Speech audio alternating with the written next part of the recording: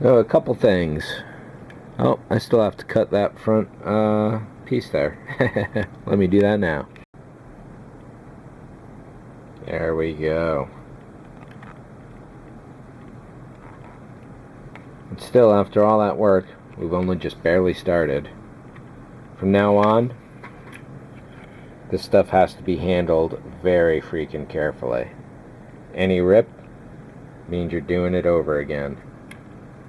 And I expect that once you get this sealed into the model itself, that would be pretty difficult. I would expect that once this gets a sealer, whether a primer or a clear coat or whatever, however many layers of paint it's going to get, that should help it be a little stronger, but it's always still going to be a weak point that you're going to have to look out for.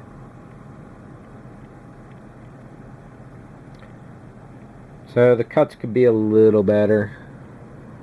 I'm pretty happy with them for this demonstration purpose.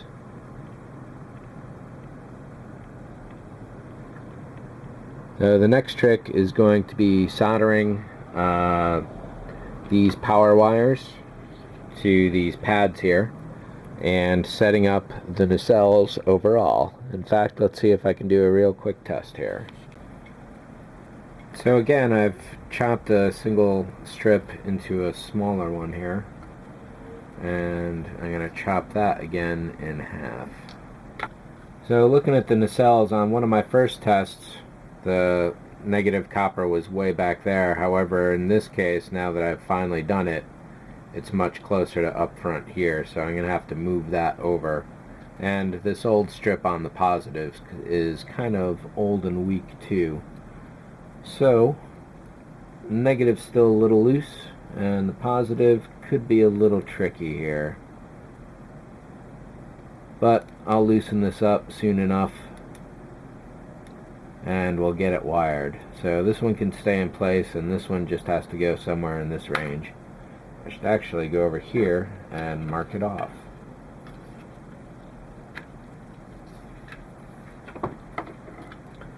One option to consider when you're doing this is, oh, and it looks like actually I could move that still a little forward there.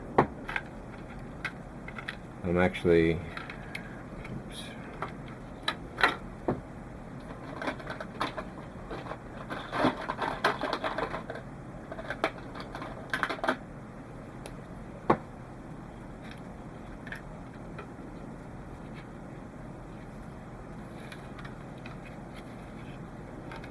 So something you're going to want to consider when you do this is, do you make your nacelles interchangeable, or is one definitely port and the other one definitely starboard?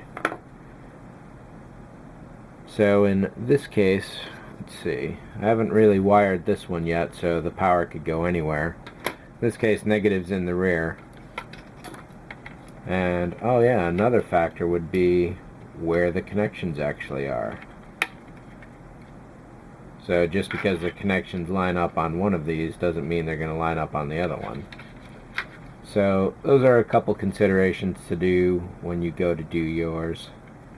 It looks like, yeah, this one is much farther forward, so they will be different placements overall. So with that, we'll make this one starboard.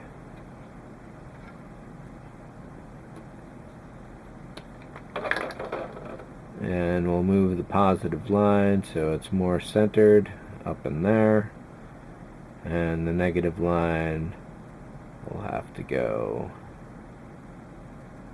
there.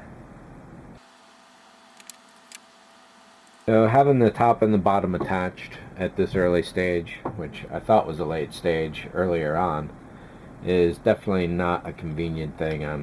As long as the solder points hold, and it looks like they should, everything will be fine, but nevertheless it's still a bit of an adventure going on here. So one thing I had mentioned in a previous video installment was that don't leave any frays of the copper tape anywhere. If they're not buffed down, then cut them loose, because they will screw with you later on. And there's just enough extra wire in there. let's see if I even have to redo this. This bit of copper tape here is definitely beat up, but it's already soldered. So if I can reuse it, I would not mind doing that.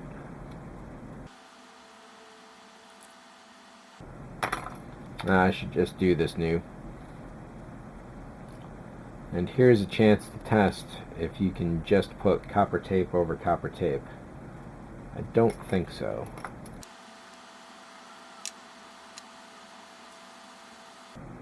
Really wishing I had smaller fingers for this.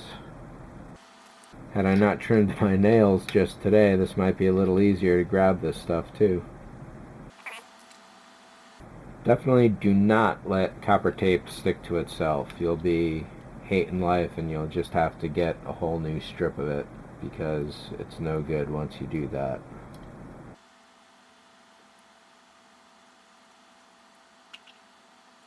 And again, this would be so much easier if I didn't have to hold the other part of the nacelle as well.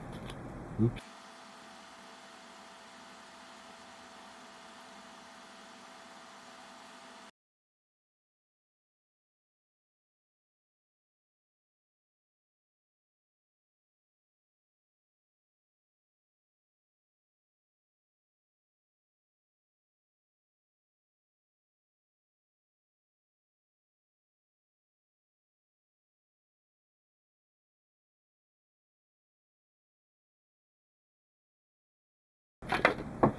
What I'm going to do here is run a test. I'm going to clip the bottom here and hope I don't rip the foil. Of course, it would help if I got the polarities correct, but not always. You never know.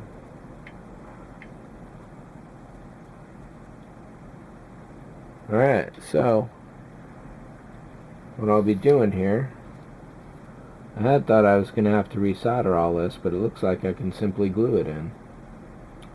At least I think I can glue it in. Is glue a conductor?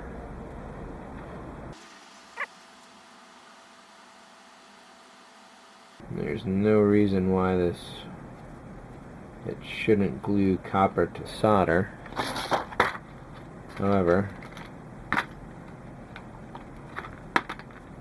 let's give it a friendly helping hand.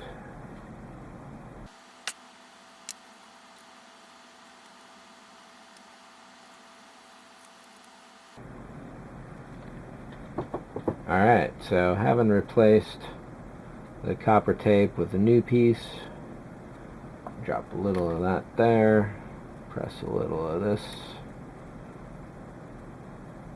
right into here.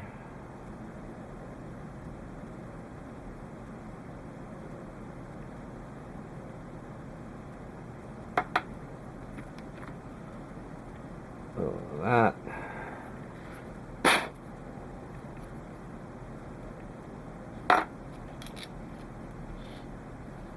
And let's test this again a little more carefully.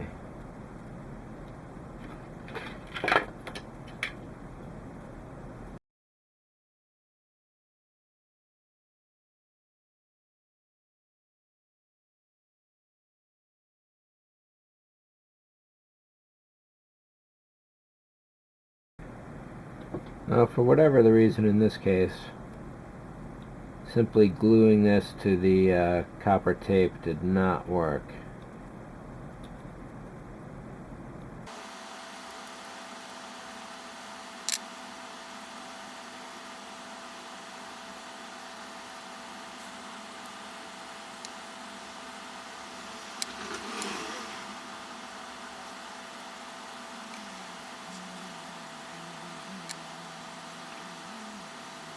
And it looks like in the process I may have shorted out the blue straw hat there. So no worries, I'll just swap that out with a new one. The resistor's still good. All I gotta do is replace the end of it right there. It'll be easy. So this works. This is ready to be sealed up. I suppose I should probably show off this process. Yes, that's not too bad. I'm going to snip that. And snip that. This is glued down, so I'm going to have to pull it off. And then, where's my replacement LED? Here it is. Got the positive on one side, negative on the other.